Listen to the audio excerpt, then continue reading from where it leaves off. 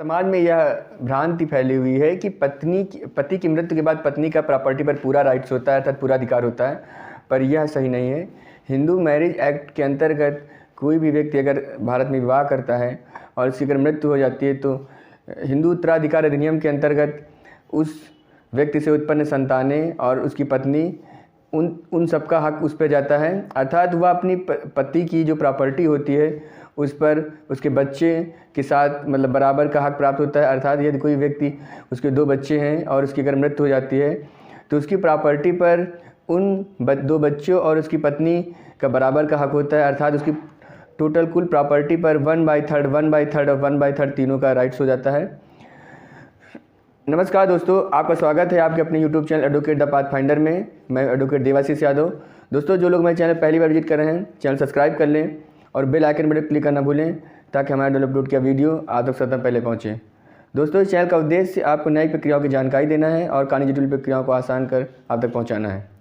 आज हम आपको हिंदू मैरिज एक्ट के अंतर्गत उत्तराधिकार अधिनियम के अंतर्गत आपको प्रॉपर्टी पर किस प्रकार से किसी विधवा स्त्री को हक मिलता है और वह कितना मिलता है, और अगर उसके परिवार वाले, उसके ससुराल वाले उसकी प्रॉपर्टी से बेदखल कर रहे हैं तो वह किस प्रकार से कोर्ट से अपना मेंटेनेंस प्राप्त कर सकती है। इन समस्त सवालों की जानकारी देंगे।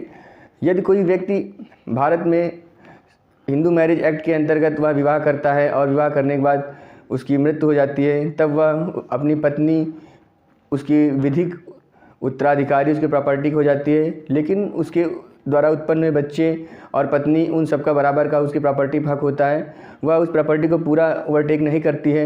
अमूमन समाज में यह भ्रांति होती है कि पति की प्रॉपर्टी पर पूरा हक होता है। यदि पति को कोई पैतृक संपत्ति मिली होती है तो उस पर पत्नी का हक बिल्कुल भी नहीं जाता है।